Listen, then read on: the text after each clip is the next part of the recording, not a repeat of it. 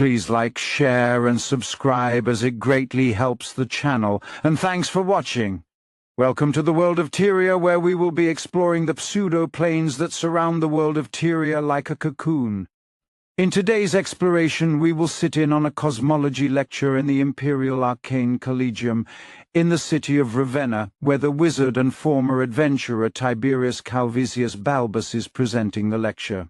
Is everyone here? Good. In our previous lecture I gave you a general outline of the three pseudo-planes that surround our world, but now we are going to focus on the shadowlands. Cosmologically speaking, it is the closest pseudo-plane to Tyria, and thus has the most interaction and poses the most danger to the Empire. Those of you who go into Imperial service will need every scrap of information on this threat. To fight it for defeat often means a fate worse than death. Physically, the Shadowlands is a dark mirror of Tyria, either its present or its past, depending if the area is under someone's control or not. While it does have a sun and a moon like ours, both are much dimmer than normal, and the undead that are affected by sunlight are not affected by the Shadowlands' sun. Time is also different in the Shadowlands. 1 day in the Shadowlands equals 2 days on Tyria.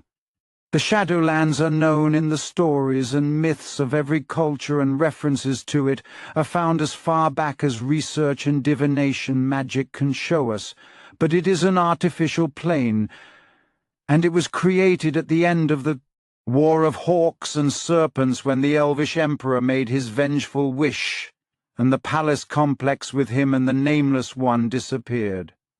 Our friends in the Imperial cult, for purposes of this research, communed with Pluto, and he informed them that the Shadowlands were created at this time and then moved backward in time to the beginning, both making it relatively recent and timeless at the same time.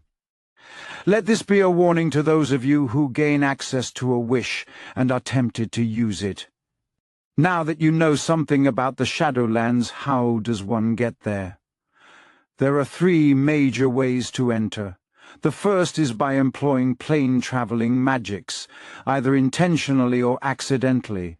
You may wonder how someone can accidentally enter the Shadowlands with magic.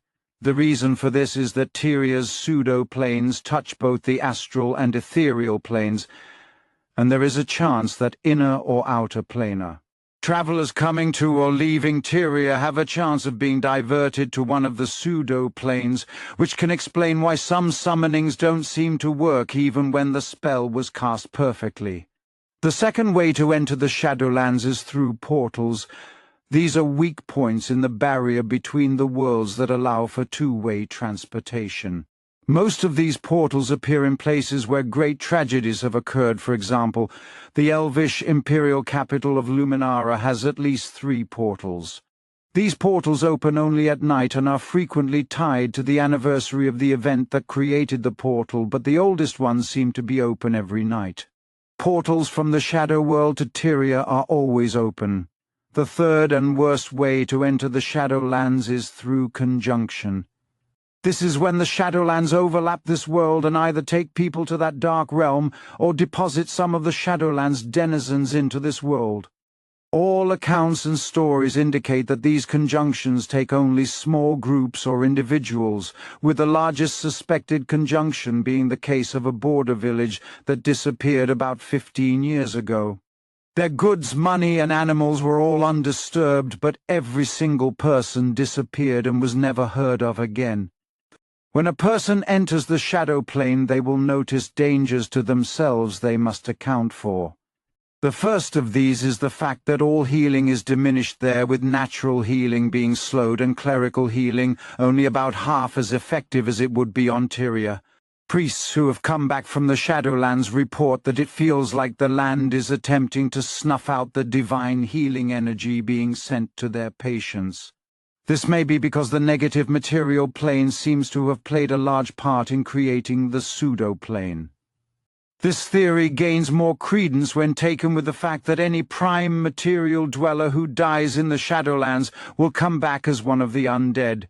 This process can take anywhere from a few seconds to a full year.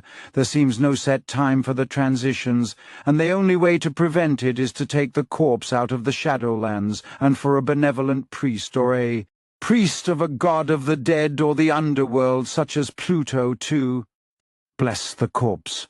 The most insidious danger of the Shadowlands is called the malaise.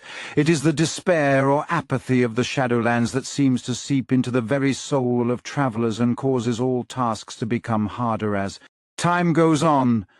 This condition can begin to present itself as early as 24 hours of Shadowlands time after the traveler enters, and once the malaise fully takes hold on a person's soul, they become what is called a lost one, tied now to the Shadowlands and unable to leave without the aid of powerful magic.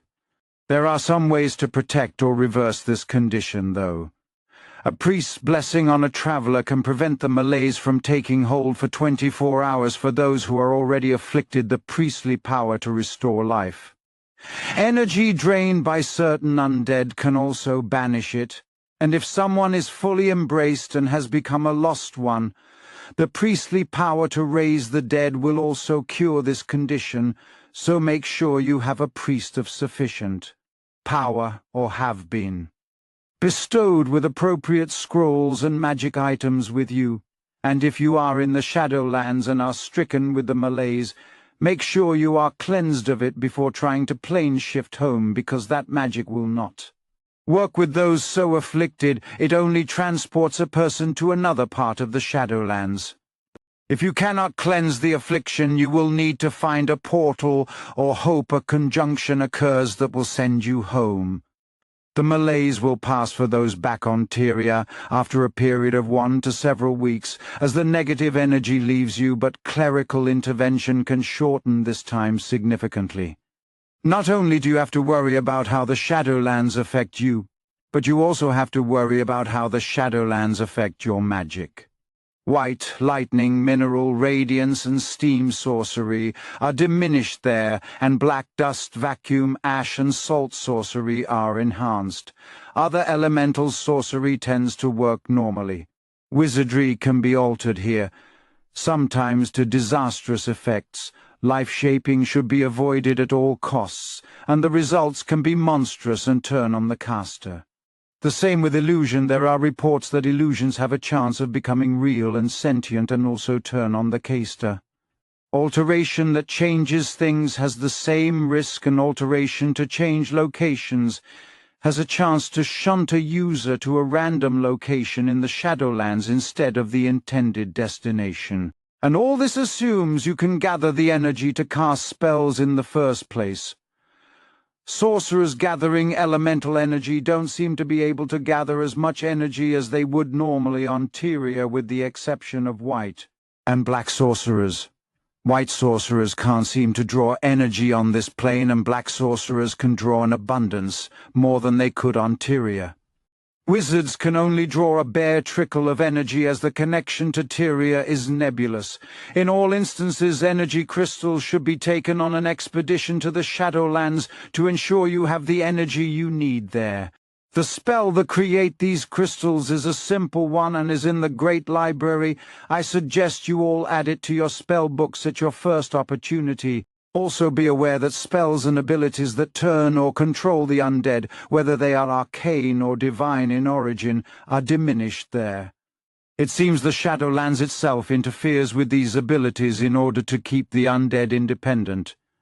Now that you know how the Shadowlands will affect you, what will you meet there? The most well-known denizens of that fell place is the undead. Undead of every type imaginable inhabits the Shadowlands, from lowly skeletons and zombies to mighty liches, and any of them may control territory there, so do not judge a book by its cover. Even a simple skeleton can be a shadow lord, given great intelligence and power by the plane. Those who are not shadow lords have one desire: to escape the plane and return to the land of the living to reap destruction and death. Some have it easier than others. For example, liches and ghosts can travel back and forth through their phylacteries and the triggers for their hauntings respectively.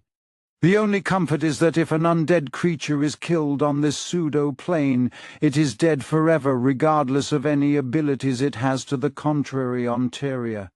Another, less well-known, inhabitant of the Shadowlands is planar creatures. As we discussed earlier, creatures traveling to and from Tyria have a chance of being marooned on one of Tyria's 3 pseudo-planes, and sometimes they end up here. What makes being marooned here so dangerous is any creature's natural teleportation and plane-shifting abilities will not work here.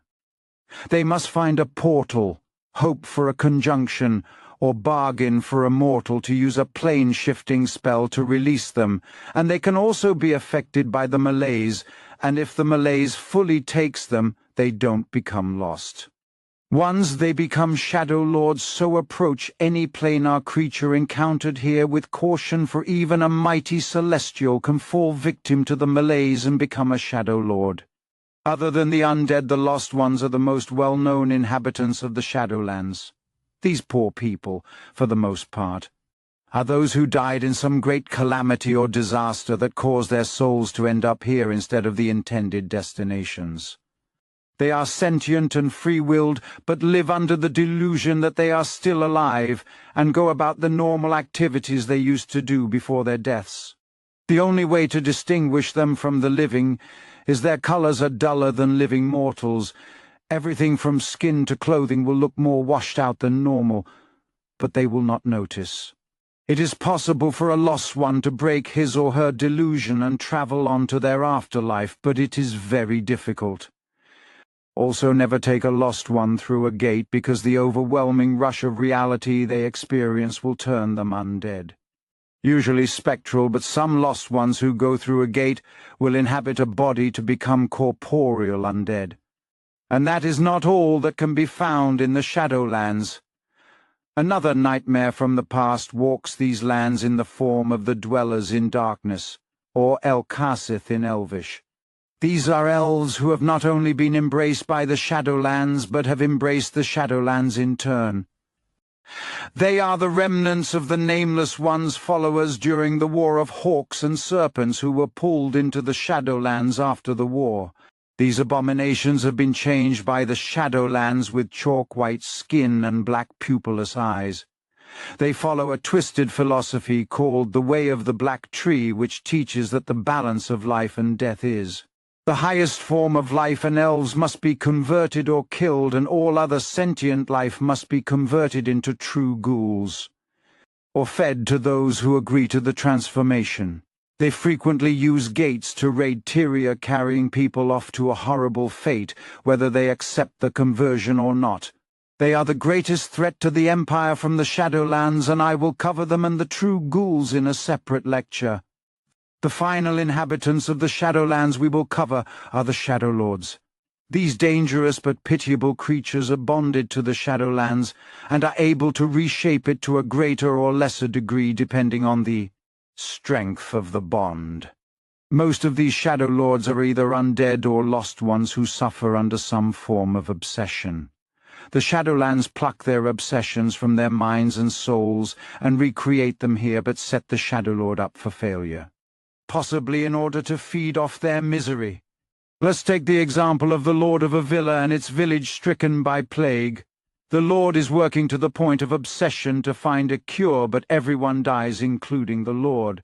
The entire villa, village, and the lord now find themselves in the Shadowlands, still affected by the plague, and the lord continues his obsession to find a cure, and while he can find some solutions to it to ease the plague will then change, which will cause all of his previous work to be worthless.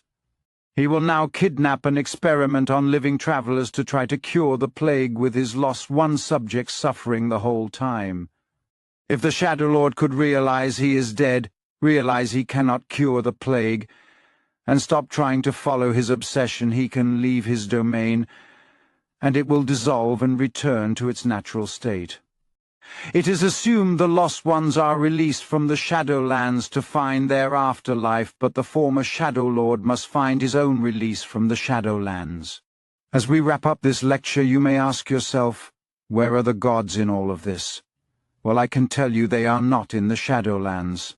Not even the darkest and most depraved gods have their realms in this artificial plane, but they do send their servants and proxies there to either try to free the trapped souls or to try to facilitate the joining of the Shadowlands with Tyria. Keep a lookout for these servants, for they may offer unlooked-for aid or danger to you. There are many volumes on known shadow realms and individual dangers of the shadow realm in the archives, and I encourage you all to use them, for every scrap of knowledge could mean the difference between life and never-ending death. You are dismissed. Thanks for watching our video. If you can, please consider donating to the channel on our Patreon or our PayPal. Links to both are in the description. Thanks for watching, and we will see you on the next video.